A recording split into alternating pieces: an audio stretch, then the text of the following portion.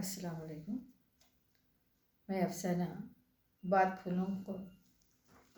फूलों की जो अफसाना है उसे आगे बढ़ाने जा रही हूँ कि किस तरह से फूलों की दुकान पर एक एक शख्स एक एक तरह के फूलों का ऑर्डर देने आ रहा है। तो एक मौलाना साहब अपनी बेटी की शादी के लिए एक सेहरा बनवाना चाहते हैं और ये उनका बेटी की शादी का चौथा सेहरा था।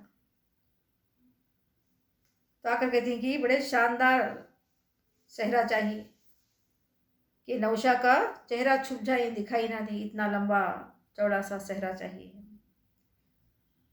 तो दुकानदार सौगंदीलाल कहता है कि मैं आपको शिकायत का मौका नहीं दूंगा, 1000 रुपये एडवांस दीजिए, क्योंकि सीधे हाथ से दीजिए, क्योंकि शुभ काम है।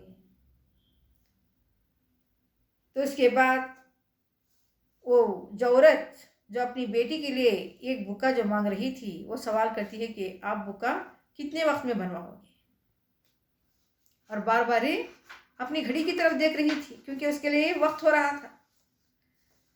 तो ये कहता है मैं भी आपको बहुत बड़ा बुक्का दूंगा, दौड़ में ये फर्स्ट आने वाली है, बस अभी चीफ मिनिस्टर के ऑफिस से बहुत से बुक्के आते होंगे। तो कहते हैं अच्छा, तो तुम सारे लीडरों को पहनाएंगे, हार वापस मंगवा लेते हो। अच्छा, तुम सारे लीडरों को पहनाए हुए हार वापस मंगवा लेते हो। तो ये कहता है कि अरे नहीं मैडम जी, लीडरों के गले में पड़ने के बाद तो फूल सूख जाते हैं। लीडरों के गले में पड़ने के बाद तो फूल सूख जाते हैं, तो फिर फूल किस हकीम को गुलखंदे बनाने के लिए भेज देते हो, क्योंकि सूखे हुए फूल इस्तेमाल के नहीं लिए तो आते नहीं। क्या तुम वो गुलखंद बनाने के लिए भेज देते हो क्या किसी हकीम के यहाँ? तो जो नौजवान जो 40 साथियों के लिए जो फूल खरीदने आया था वो सवाल करता है। तो ये कहता है कि नहीं बेटे, सर झुकाकर बड़े दुख के साथ कहे, हमारी दुकान के पीछे एक कब्रिस्तान है, मैं शाम को सारे फूल उठाकर वहाँ ले जाता हूँ।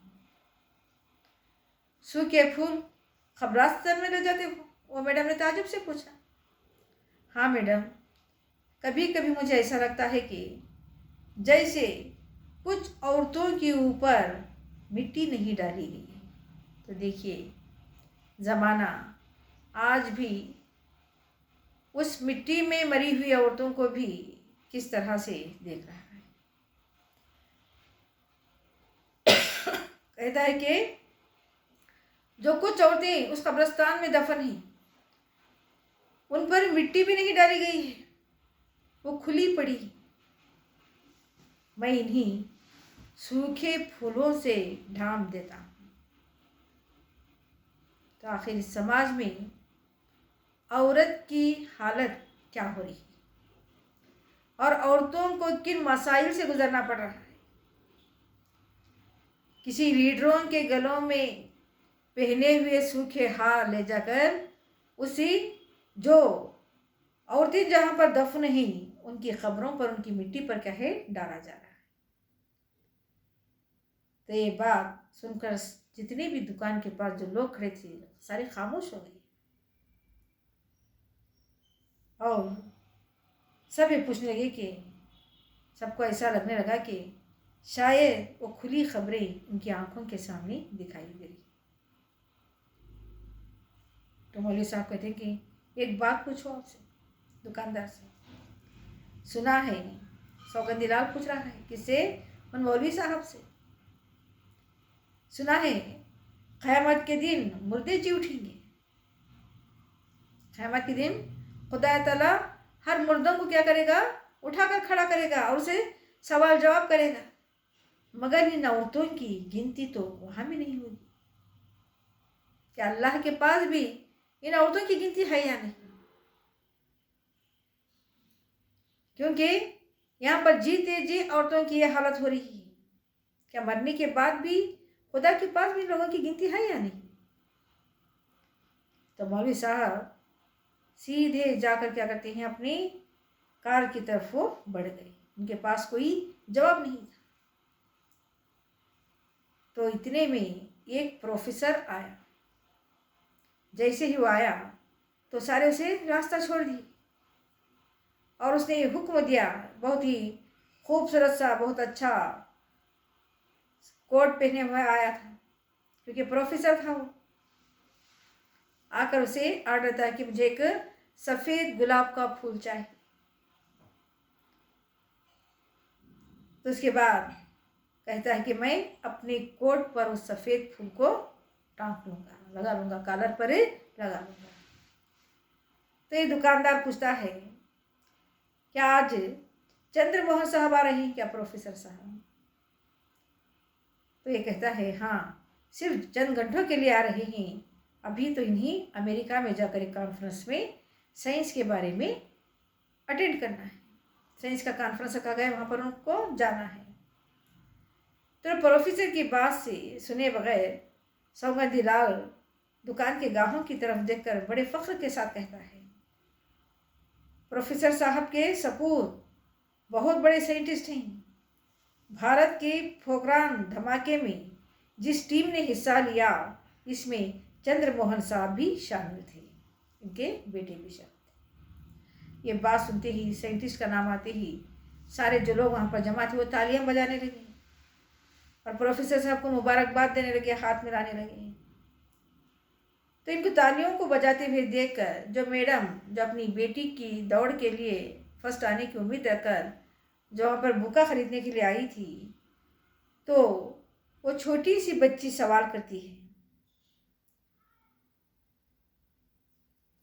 कि मम्मी, ये लोग तालियां क्यों बजा रहे हैं? तो इसकी माँ उसे समझाती है कि बेबी, तूने तो हिस्ट्री की किताब पढ़ी है ना। दूसरी जंग अजीम ख़त्म होने के बाद ख़त्म करने के लिए हिरोशिमा पर एक एटम बम फेंका गया था। तो आज भी वहाँ की नस्ल क्या है, जो भी किसी के हाथ नहीं, किसी पाँव नहीं, इस तरह की वहाँ की नस्ल हो गई है, क्योंकि ये एटम बम वैसा था। तो हिरोशिमा पर एक एटम बम फेंका गया था। तो ये अपनी बेटी को समझाती है और वहाँ हिरोशिमा के सारे लोग मर गए थे एक साथ। अब वैसा ही बम प्रोफेसर साहब के बेटे ने भारत में बना लिया है। तो ये बच्ची डर जाती है, घबरा जाती है। तो क्या भारत में भी इतने बहुत से लोग मर जाएंगे क्या? तो ये कहती कि नहीं बेबी, ऐसा कुछ नहीं होगा। प्रोफेसर साहब प्यार से बेबी की तरफ बढ़ते हुए वो शर्मा के माँ के आंचल में जाकर छुप जाती है।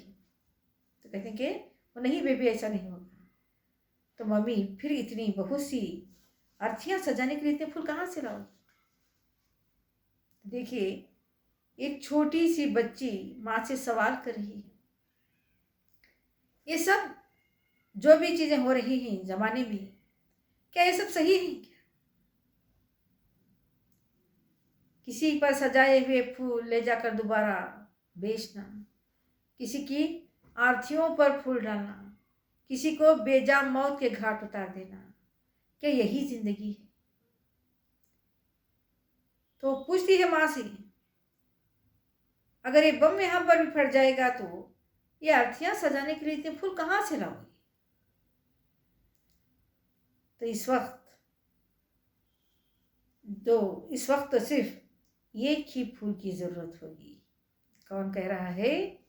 जो नौजवान जो आया था, जिसका नाम जान है, वो कहता है कि नहीं बेबी, उस वक्त तो क्या है, सिर्फ एक ही फूल की ज़रूरत है। तो ये बच्ची भी थी, एक ही फूल, वो किस लिए? तो प्रोफेसर साहब के सीने पर सजाने के लिए। जिस तरह के हर एक को जो बर्बाद करना है, हर एक को ख़त्म करना है, जो सोचता है, शायद उसी पर क्या है, वो फूल सजाना है। तो ये बात जब फूलों की आती है तो ये फूल अच्छे के लिए भी इस्तेमाल होते हैं और जो भी कहे खुशी के लिए भी इस्तेमाल होते हैं और गम के लिए भी इस्तेमाल होते हैं। एक छोटी सी कहानी अफसाने में जिलानी वालों ने ही पेश किया है कि फूल चढ़ाना तो किस किन चीज़ों पर चढ़ानी चाहिए। आज इन फूलों का किस तरह से गलत इस्तेमाल हो रहा है। बात तो फूलों की है, लेकिन फूलों की बात में कितने लोगों की जिंदगियां से वापस आए। तो इस कहानी में यही बताना चाहिए।